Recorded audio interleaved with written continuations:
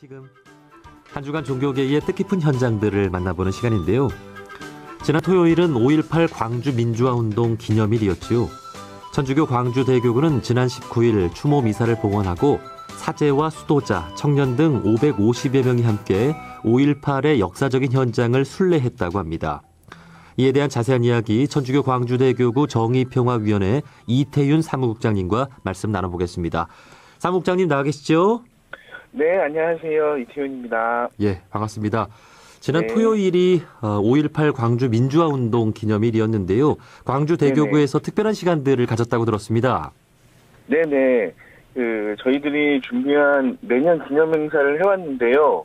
5월 13일에는 5.18 39주년 기념미사가 있었고요. 5월 19일에는 5.18 정신계승 도보순례가 있었습니다. 예. 이 5.18과 관련해서 고 조비오 신부님의 용기 있는 증언은 잘 알려져 있는데요. 5.18 당시 광주 지역의 종교인들, 특히 이 천주교의 그런 역할은 어땠는지 궁금합니다. 네, 5.18 당시에 저희들이 남동성당이 5.18 당시 옛 전남도청과 굉장히 가깝습니다. 지리적으로. 예. 그리고 당시에 이제 저희 조비오 신부님도 계셨지만 저희 천주교 광주대교구의 수장이셨던 윤공희 대주교님이 금남로 쪽에 가톨릭 센터라고 하는 저희 예전 건물이 있어요. 현재 5.18 기록관으로 되어 있는 그 건물이 저희들 가톨릭 센터였습니다. 그리고 거기 7층에 윤공희 대주교님 집무실과 더불어 숙소가 있었어요. 예. 그래서 당시에 이제 군인들이 이제 몽둥이 하고 곤봉이랑 그다음에 총을 메고 대검으로 이렇게 척검을 한 상태에서 당시에 이렇게 시위를 하고 있는 시민들에게 쫓아가서 이렇게 무차별하게 이렇게 연행하고 하는 거를 직접 목도를 하신 거죠. 목표도 하시고. 예.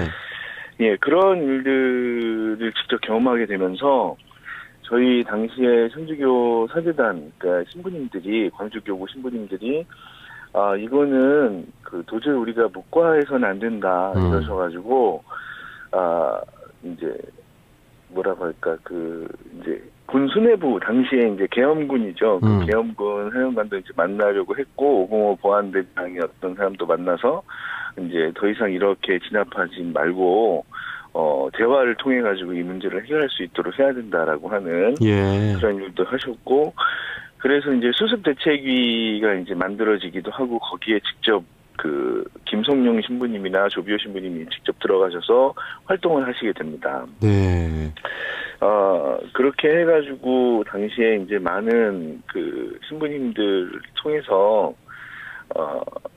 멈춰주진 않았어요. 당시에 이제 계엄군이 이제 얼마 전에 증언하셨던 두 분 계셨는데, 이제 시나리오로 움직여왔던 계획적인 행동들이었기 때문에, 이런 활동들이 있었음에도 불구하고, 멈춰지진 않았습니다. 그래서, 이제 당시에 그것이 어느 정도 이제 27일날 진압이 되고 나서, 이제 당시 활동했던 저희 신부님들이 1년간 감옥에 잡혀가시기도 하셨고요. 예. 그런 상황도 있었죠. 그렇게 네. 해서 좀 적극적으로 굉장히 많이 개입이 되어 있었던 그런 5.18 민주 항쟁 시기였습니다. 네. 야, 이 5.18이라고 하는 엄중한 사태를 지켜본 우리 종교인들의 심정은 어땠을까 싶은데, 천주교에서는 이렇게 많이 우려하고 걱정하고 시민들의 편에서 또 많은 역할을 했군요. 네네네. 당시에는 이웃 종교와 함께 이러한 사태를 좀 함께 좀 이겨내고자 하는 그런 일은 없었나요, 혹시? 제가 알고 있는 과정에서는 이제 개신교 목사님들과 조기종 스님들께서 이렇게 같이 연결해가지고 수습 대책위원회에 함께 들어오셨던 걸로 제가 기억하고 있고요. 그렇군요. 예. 그래서 그분들께 이제 과 함께 이제 그런 활동들을 이렇게 해오신 거는 사실인 것 같습니다. 근데 저희가 이제 천주교 중심으로 이렇게 그 내용들을 정리하고 있었던 과정에서 나왔던 이야기들이다 보니까 특히나 김수환 시장님이 가지고 있는 그 이미지가 있었잖아요. 한국 교회 그 전체 현대사 안에서. 예, 예. 그러다 보니까 이제 많은 청년들이 주로 이제 가톨릭 쪽으로 좀 이렇게 많이 모여서 이제 음성적으로 이제 그런 어떤 여러 가지 활동들을 해 나가야 하는데, 교회나 이렇게 절이나 아니면 이렇게 천주교 교회, 성당이나 이런 곳으로 이제 많이 들어오긴 했었다고 하더라고요. 그래서, 근데 이제 좀 더 공간이 많이 확보되어 있고 안정적이라고 생각되어졌던 곳이 이제 천주교 성당이었던 걸로 기억을 하고요. 네. 그런 부분에서, 좀 많은 활동들이 있었고 적극적 지원을 하고 있었던 것도 사실인데, 뭐라고 할까, 그, 교세의 크기? 뭐 이런 식으로 이렇게 얘기를 해야 될까? 이제 그런 부분에 있어서는 좀 더 안정적인 공간이 필요했다고들 하시더라고요. 하지만, 예. 그래도 음으로 양으로 개신교 목사님들과 그 당시 청년들, 그리고 이제 조계종을 중심으로 한 이렇게 그 스님들, 그 다음에 원불교 당시에 이제 교무님들, 뭐 이런 청년들이 모여가지고 이렇게 여러 가지 활동들을, 그 5.18의 진상 규명에 대한 부분들, 학살의 주범인 전두환을 처단하는 부분에 대한 어떤 활동들, 이런 것들을 적극적으로 해왔던 것도 사실이고요. 네, 저도 그렇게 전해 들었습니다. 네. 그러니까 시대를 불문하고 종교 공간이라고 하는 곳이 정말 시민들에게 네. 큰 어떤 위안이 되는 곳. 예, 그 피난처이기도 하고요. 예, 그런 역할을 네, 맞습니다. 했던 것 같습니다. 네, 맞습니다. 이렇게 과거를 돌아보면서 우리 종교인들이 민주주의에 어떻게 기여를 했는가, 또 정의를 앞으로 바로 세우는 일에도 반성하고 앞장서야 하지 않을까 싶은데, 지난 19일이라고 하셨죠. 청소년들과 네네.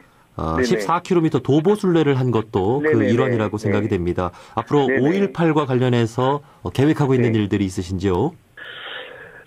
일단 저희들이 매년 해왔던 그 활동 중에 이제 5.18 정신계승 도보순례가 있었고요. 그 다음에 뭐 기념미사도 있고, 다른 이제 지역에 있는 천주교 신자분들을 초청을 해서 5.18 역사 항쟁지들을 이렇게 순례하는 그런 일도 같이 하고 있었는데요. 내년이 5.18 40주년입니다. 그래서 40주년 행사가 좀 작게 이렇게 기억되어서는 안 되겠다. 특히나 그 최근에 이제 그 미국 CIA에서 활동하셨던 김용장 씨? 잊어보는 예. 그분과 그다음에 이제 당시 505 보안대에서 활동을 하고 있었던 분의 증언에 맞춰 가지고 이제 광주가 지목되어서 광주를 거의 초토화시킬 것을 생각을 하고 계엄 시나리오를 만들고 그 시나리오대로 광주 시민들을 무차별하게 연행하고 학살했던 그분에 대한 책임, 그런 것들에 대한 문제제기, 그리고 적극적인 그것에 대한 진상규명에 대한 활동들이 아마 교회적 차원으로도 좀 많이 요구되어질 것이라고 좀 생각이 되고요. 내년에는 저희들이 5월 17일 날 저희들 기념미사와 함께 도보순례도 예정을 하고 있습니다. 그래서 5월 17일이 일요일이에요. 이제 교회에서는 이제 주일로 이렇게 예약이 되고 있는데 그 주일을 중심으로 해가지고 좀 더 많은 신자분들이 함께 할 수 있고, 그 다음에 현재 진실규명이 되어지지 않고 역사 왜곡 처벌법 제정 서명운동을 저희들이 지금 진행을 하고 있는데요. 거의가 마무리됐습니다. 그래서 한 전국적으로 일본 해외까지 이렇게 연결이 돼서 3만 5천여 명 가까운 분들이 서명에 동참해 주셨고, 이런 부분을 가지고 이제 국회나 아니면 그 담당하시는 분들을 찾아가서 역사 왜곡 처벌법 제정을 반드시 해내야 된다고 아마 저희들이 요청을 할 계획도 합니다. 예.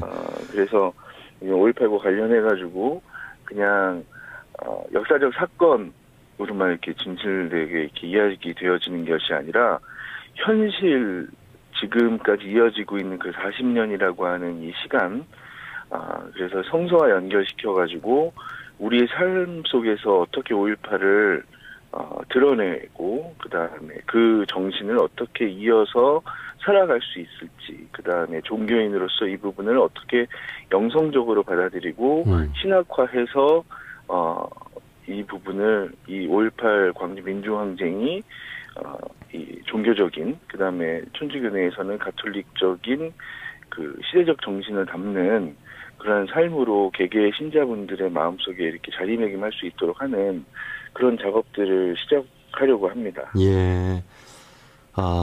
그러한 과정을 천주교뿐 아니라 광주 네. 지역에 당시 있었던 모든 종교가 나서서 그렇죠. 진실을 밝히고 또 이렇게 종교적인 함께 의미로 해야 되는 승화시킬 수 있는 그런 기회로 삼아야 되겠습니다. 예, 맞습니다. 이 5.18 그 민주화 운동 외에도 천주교 네네. 정의평화위원회의 그 이름처럼 그 우리 사회에 네네. 정의를 세우고 평화를 이루기 위한 그런 과제들이 네네. 또 있을 것 같은데 현재 우리 네네. 사회를 바라볼 때 천주교 정의평화위원회에서 또 가장 시급하게 느끼고 있는 다른 부분도 있는지요? 네, 아까 좀 전에도 말씀드렸는데 일단 가장 우선적으로 저희들이 이 20대 국회에 요청하고 있는 부분들이 분명하게 있는 건데요. 그것이 이제 5.18 역사 왜곡 처벌법 제정에 대한 부분입니다. 그 부분에 대해서는 좀 더 적극적인 저희들의 활동이 좀 필요할 것 같고 5.18과 연결시켜서요. 예. 그리고 이제 최근에 이제 이 전라도 지역에 있는 우리 한빛 원전 1호기에 대한 문제도 있었잖아요. 그렇죠. 그러면 핵 문제에 대해서도 저희들이 분명하게 종교적 그 양심을 걸고 이 활동 이 핵은 어쨌든 이 평화는 너무나 이렇게 동떨어진 문제라고 좀 생각이 되고요. 예. 그러한 부분들에 대해서도 좀 적극적으로 저희들이 문제 제기를 할 계획이 있습니다. 예. 그 천주교를 포함한 그 5대 종단 환경회의가 네네네. 이 핵발전과 관련해서는 그 네네. 활동을 하고 있는데 정의평화위원회도 그 부분에 큰 관심을 갖고 있군요. 예, 그렇습니다. 예, 예. 앞으로 정의와 평화를 위한 일에 앞으로 또 네네. 천주교 광주대교구의 많은 역할을 또 기대하고 있겠습니다. 네, 이태윤 고맙습니다. 사무국장님과 말씀 나눠봤습니다. 오늘 소중한 말씀 고맙습니다. 예, 고맙습니다.